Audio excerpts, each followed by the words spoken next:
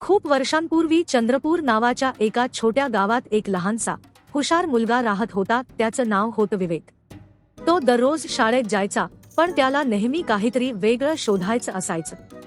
गावात एक जुना वाडा होता, जो अनेक वर्षांपासून बंद होता. लोक म्हणायचे, त्या वाड्यात भूते आहेत. पण विवेकला अशा गोष्टींवर विश्वास नव्हता. एके दिवशी त्याने ठरवलं, माझं पुढचं साहस त्या वाड्याचं रहस्य शोधणं.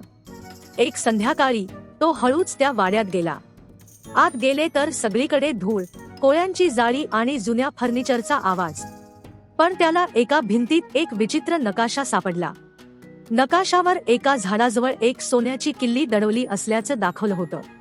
खाली लिहिलं होतं, ही किल्ली ज्याच्या हाती लागेल त्याचं भविष्य उजळेल. विवेकने दुसऱ्या दिवशी तिथं दाखवलेलं झाड शोधायला सुरुवात केली. गावापासून थोडं दूर एक प्राचीन वडाचं झाड होतं. त्याने झाडाच्या भोवती खोदायला सुरुवात केली.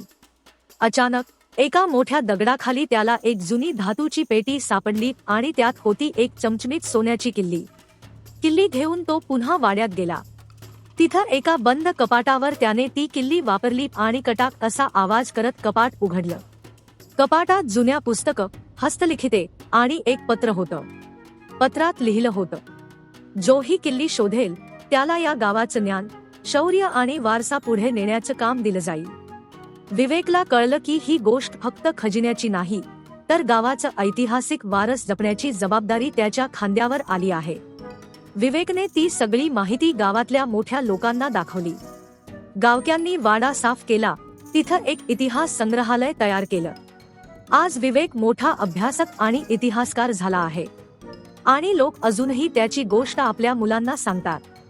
एक मुलगा, एक किल्ली आणि एक गावाचं उज्ज्वल भविष्य. शिकवण, धैर्य, जिज्ञासा आणि ज्ञान हेच खरी संपत्ती आहे. आणि जो शोधतो तोच काहीतरी मोठं शोधून काढतो.